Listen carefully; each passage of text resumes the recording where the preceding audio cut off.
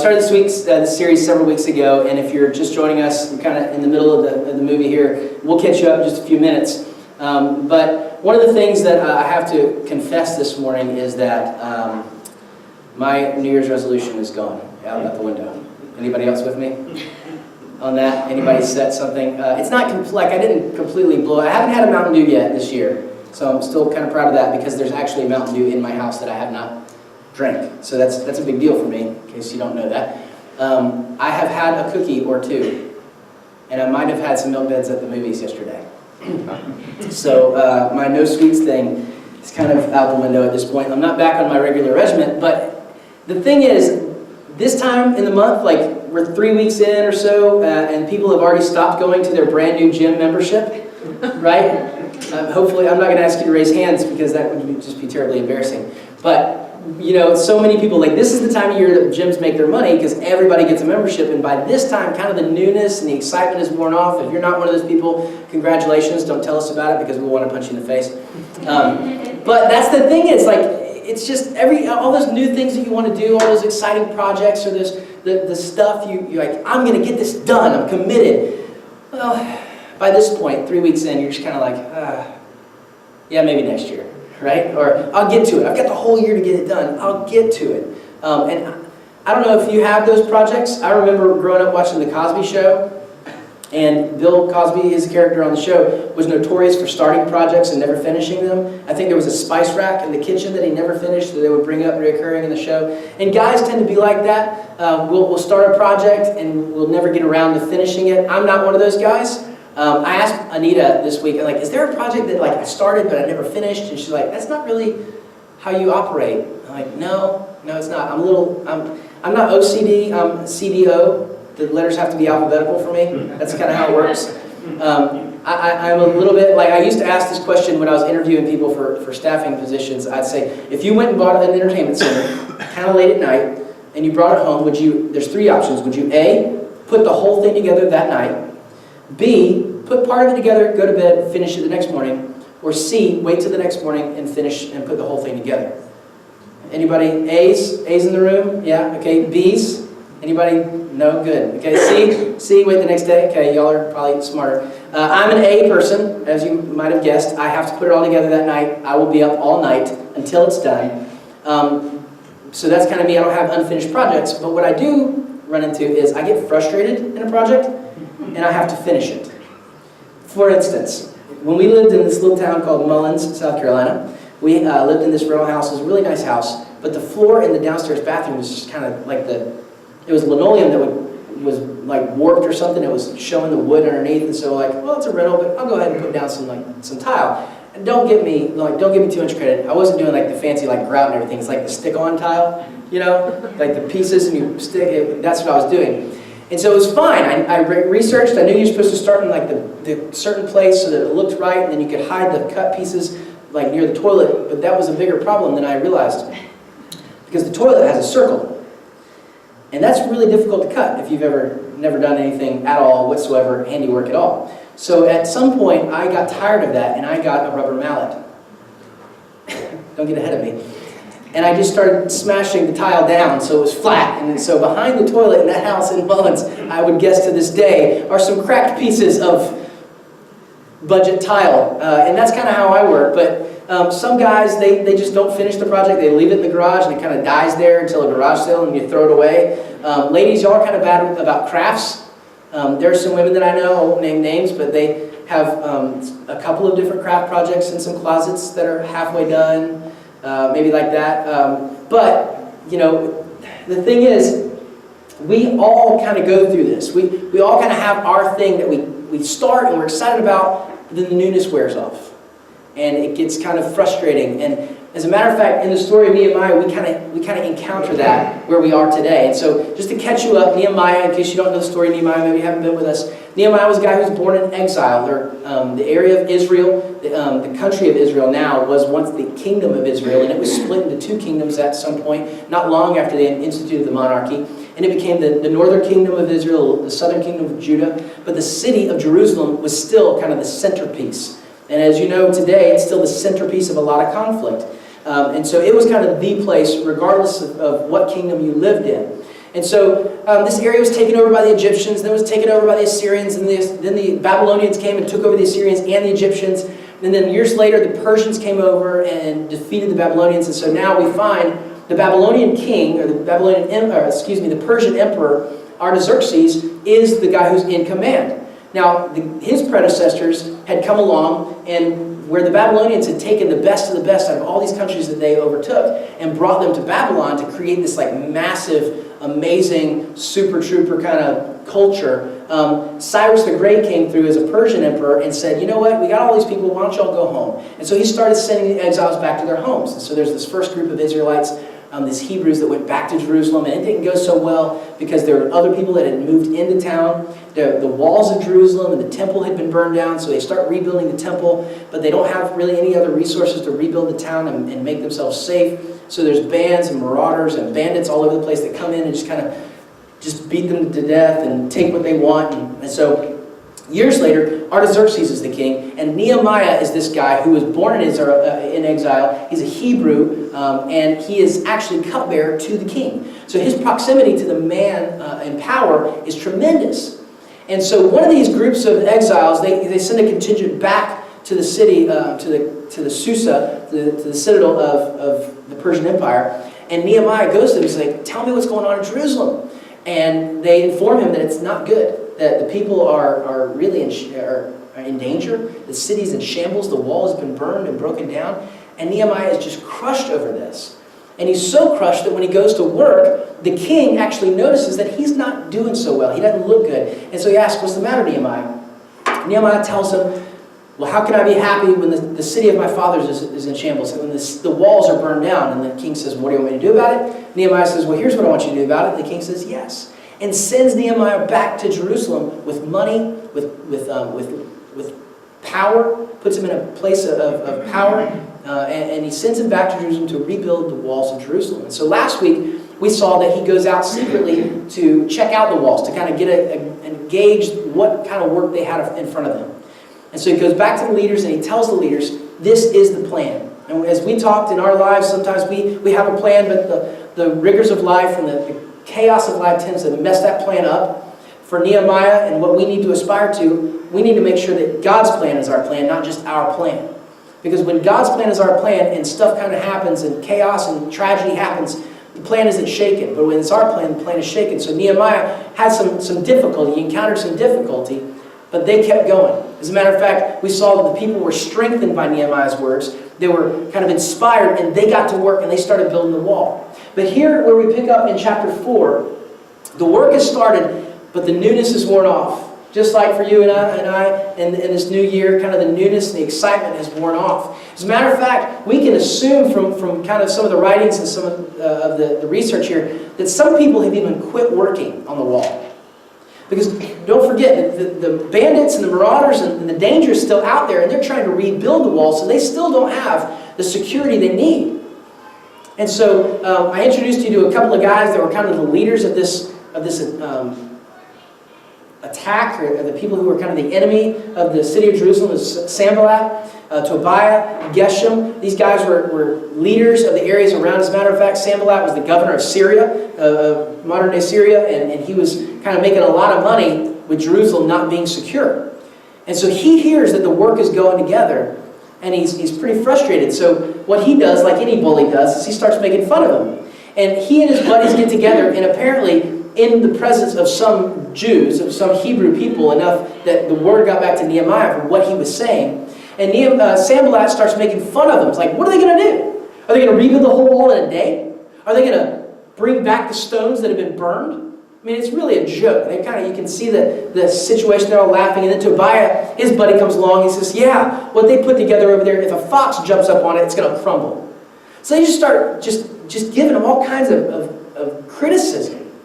And the thing about criticism, that's not foreign to us. We can understand what those guys felt like, because criticism is more than just an opinion. For some of us, and sometimes criticism is an attack. Right? And when somebody offers criticism, sometimes it's good, constructive criticism, but it's still an attack on what we think should be done, or what we thought was a good idea.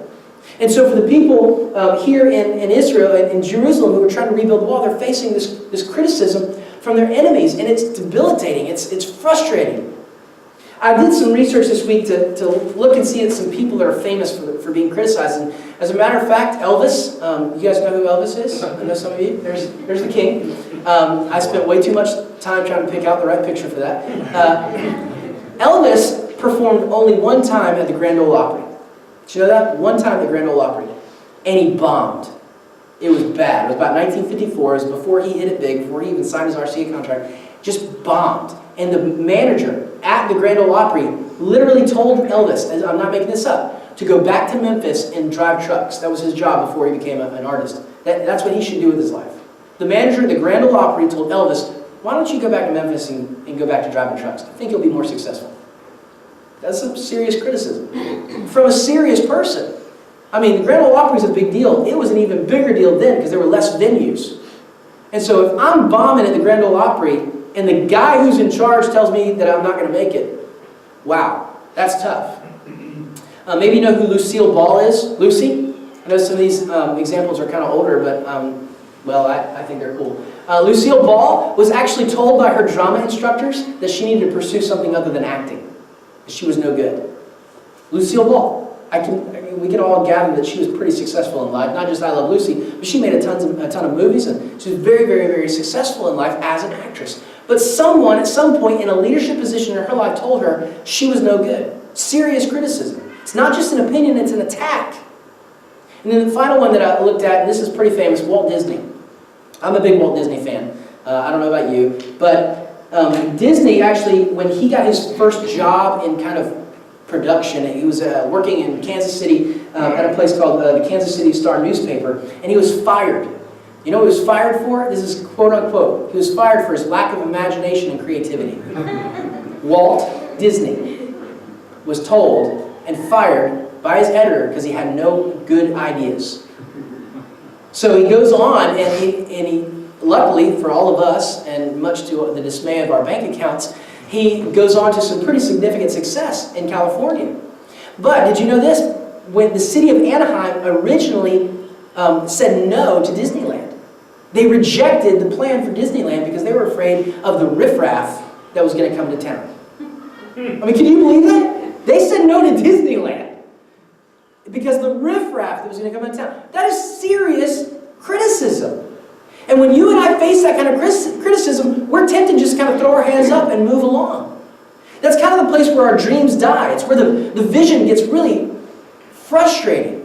And for the people of Jerusalem, for Nehemiah and his people, that's where they were. Maybe that's where you are today. Maybe it's something you're walking through, something you're pursuing, some work thing, some relationship, some hope, some dream that you've had has faced some serious criticism. The question isn't, what do you do with that? The question is, what do you believe about that? Just a couple of weeks ago, we talked about preparation, that we never wait for a position to start preparing, but it's what we believe that God's capable of that determines how much we prepare. It's belief that determines our preparation, not position. So when you face that criticism, when Nehemiah faced that criticism, it's amazing what he did. And you have a couple of options when you face criticism. The first of those options is to shoot back, right? That's what I'm tempted to do, because I have kind of the tendency to kind of ready, fire, aim with my words. I don't know if that's something you struggle with, but I'm pretty good with my words in a really, really bad way, and I can shoot back. Like if they say something I don't like, I'm going to shoot back. And it's going to possibly burn a bridge or cause some pain or destroy a relationship. And it really, what it's doing is you're lowering yourself to their game. Whoever it is that's critiquing you, that's bringing that attack on you, if you shoot back, you're just becoming them. Another option is bottling it up. Some of you do this. I tend to do this at times. Bottle up your frustration, your feelings. And what that is that's self-inflicting. You're causing yourself more harm. It's actually bad for your health to bottle up those frustrations, to bottle up that anger. And eventually, it's going to lead itself to the third option, which is overflow. At some point, you're going to burst. You're going to blow up. And you are going to cause some friendly fire. Because usually the people that are hurt when that happens are not the people who are responsible for it. It's the people who are closest to you. It's your loved ones. For me, it tends to be my kids, sadly. When I'm really frustrated or I get really upset, it's something they do kind of, the last straw on the camel's back just breaks and I go ballistic. And it's terrible. It's something I struggle with. But that's kind of three of our options to respond to criticism. Well, we see Nehemiah, he has a fourth option, and that's prayer. I know that's the church answer, that's the preacher answer, but it is the answer. He goes to the Lord in prayer. And he asks God to protect them. He asks God to help them. To help them continue on in this journey, this experience, this advancement of rebuilding the walls of Jerusalem. And so what he does is he prays and he kind of gathers the troops back together, and they finish the wall to half its height. All the way. They finish the wall to half its height. And what happens at that point when Sanballat and his buddies realize that their criticism, they're making fun of him, didn't work, they start to threaten him.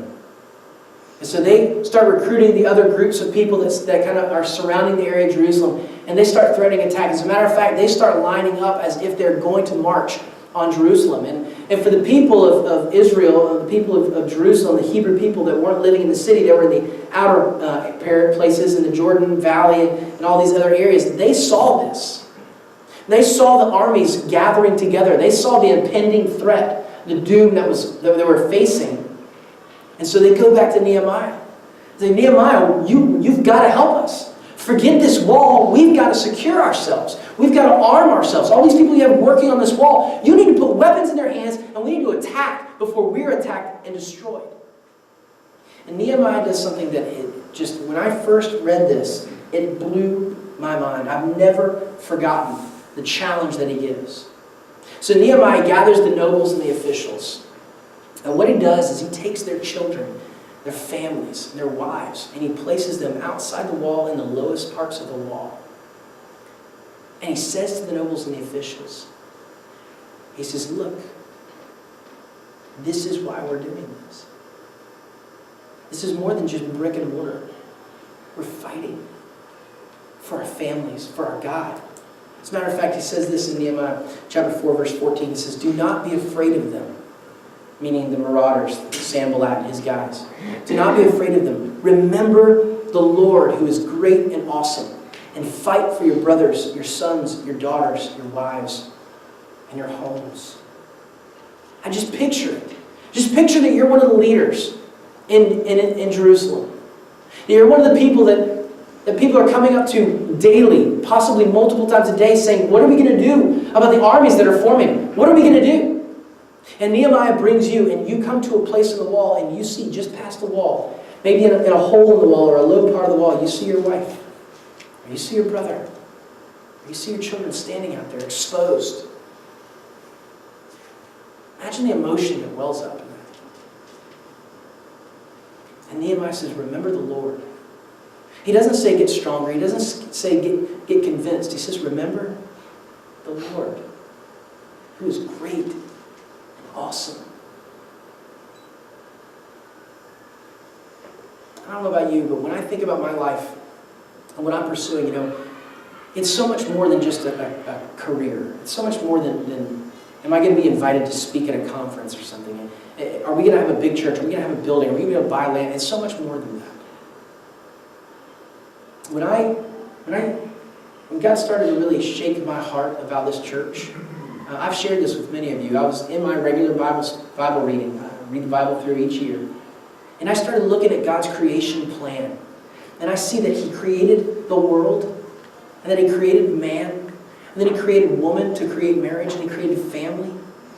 And through the family, the gospel began to be spread that as Adam would teach his children to offer, because somebody at some point, Adam at some point taught Cain and Abel that they were supposed to bring their offering to the Lord. That's where it began. And I started to look at church and the church experiences that I've had growing up. Every church that I know of believes that men are important. They believe that we're supposed to disciple men. Every church that I've been a part of believes that marriage is important. Every church that I've been at cares about singles. But not a lot of churches are actually saying, this is what we're going to live and die on. This is what's important. We're going to fight for our brothers, for our sons, for our daughters, for our wives, for our husbands, for our families. We're going to be a church for those people. We're no longer going to care as much about the rows and how many seats are in our building. We care about the families. We care about individuals' walk with Jesus, where they're going to spend eternity. Because 100 years from now, the only thing that's going to matter is someone's relationship with Jesus. Not how many people we had on roll. Not what our budget was each year. Not how many cool songs we did or what kind of band we had. The only thing that's going to matter is a person's individual relationship with Jesus. So when I read this story and I see what Nehemiah did, I see that. I think about what's on the other side of this wall. I think about the people that are in their homes right now, who are at Walmart and all these other places, and they just don't care. They don't even know that they're in such danger. You think the kids that were standing out there exposed on the other side of the wall knew that they were in danger? Probably not. They're probably saying, Mom, when can we go home? That's the thing. The people who don't know are usually the ones who are most in danger. We've got to be a people who say, that's not going to happen on our watch anymore. As you think about your families, and you think about your schedules and the things that you've got going on in your lives, are you fighting for them? Are you making your schedule so that you know that God is being proclaimed in their lives? That you're fostering that atmosphere that they would know Jesus? Know that He loves them? And I know you've been through some stuff. I have too. We've all experienced something that's kind of worn that and newness off, that's kind of doused the fire of pursuing Jesus for us. Maybe we've been burned by church, we've been hurt by a church, or disappointed by church. But I'd say that Nehemiah would say the same thing to you. Remember the Lord, not the pastor. Remember the Lord, not the church. Remember the Lord, not even the Sunday school or small group. Remember the Lord, who is great and awesome. I heard this quote once, and I lean on it constantly. That God's faithfulness in my past casts a shadow of hope on my future. God's faithfulness in my past casts a shadow of hope on my future. I don't know what tomorrow holds. I don't know what's going to happen a year from now, 10 years from now. I don't know what kind of kids my kids are going to be as they grow up. But I know that God has been faithful in my past. It's been tough at times, but it's never been overwhelming. I'm still living, I'm still breathing. So He's been faithful. So because of His faithfulness in my past, I can have hope for the future. And so what Nehemiah does is he says this, he challenges them. And then the Bible tells us that they went back to work. And that with one hand, they did the work, and in the other hand, they had a weapon. The people building the wall would work with one hand, and they'd be prepared for battle with the other hand. I think so many times when we try to pursue God's best for our lives, we think that it's either going to be better or easier, or it's going to be one thing. And the people of Jerusalem, they knew that they had to work. They had to continue to work and work hard. And they also had to be prepared to defend themselves. Yes, God is capable. Yes, God could send an angel and destroy all the armies and they wouldn't have to worry about it, but they were prepared. They weren't prepared because they were seeing the armies necessarily. They were prepared because they believed they might have to. Again, preparation is not determined by position, but by belief. So what is that for you? What is that for me? Is there something you should be working on and being prepared to defend at the same time? Because it is for me. Before we even got in this building, before we got our feet firmly on the ground, we had to go and defend what we were doing as a church. I mean, it makes no sense, right? You got to defend being a church. But we did. It's not that it was an ugly thing. I think the enemy was really attacking us. He was trying to break our spirit. But we knew that God was faithful in our past. And so Nehemiah had them change plans, guys. The work continues. We got to revise the plan. And so what Nehemiah said to them, I think we need to say to each other today, we need to remember, we need to revise, and we need to resume.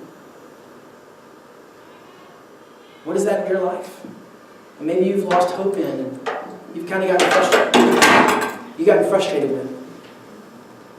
What is that thing that you thought you were supposed to do or you hoped you would have the opportunity to do? Either the criticism or just frustrations of life have kind of taken the joy out of it. You need to remember the Lord is good, is great and awesome. Remember His faithfulness in your past. You need to revise the plan. It may not be going the way you thought it was going to go. That doesn't mean it can't continue. And you need to resume the work. There are going to be weeks, there are going to be days, there are going to be seasons of your life that it's not fun and it's not enjoyable. There are going to be seasons of your life where it seems like all hope is gone. Remember the Lord. Revise the plan. Resume the work. Remember the Lord. Revise the plan. Resume the work. When your kid starts going off in a direction you know is self-destructive, remember the Lord. Revise the plan. Resume. We don't stop loving them. We continue to love them. When your job starts to go in a direction you really didn't hope, remember the Lord. Revise the plan. Resume the work. So the people of Jerusalem, they knew that that's what they had to do. They had a leader who was saying, it is not just about you, it is about more than you, it's about families. And I'd say this,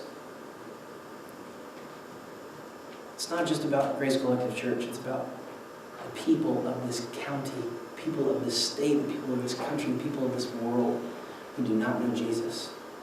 That's why we're doing this. Because I believe that there could be someone in a country that we have never heard of that could come to know Jesus because of the work of this church. That one day some kid on a continent far, far away could say, thank you, Grace Collective Church, for being willing to come and tell me about Jesus. I believe that there's a family who's on the verge of complete destruction. Mom's ready to leave, dad's ready to walk out. And weeks and months and years from now, they can say, thank you, Grace Collective Church, for continuing to work for us. We all have our own stuff. I bet every person in the story, every family in the story had their own stuff going on. They can be far more consumed with than the rebuilding of a wall.